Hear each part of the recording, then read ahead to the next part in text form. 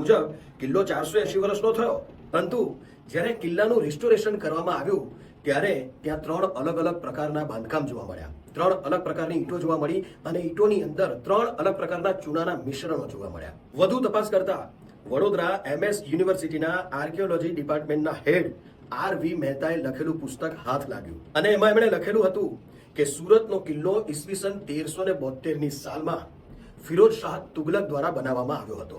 એટલે કે આપણો કિલ્લો 652 વર્ષ જેટલો જૂનો થયો. પહેલા 1372માં ફિરોઝ શાહ તુગલક દ્વારા એમને બનાવવામાં આવ્યો.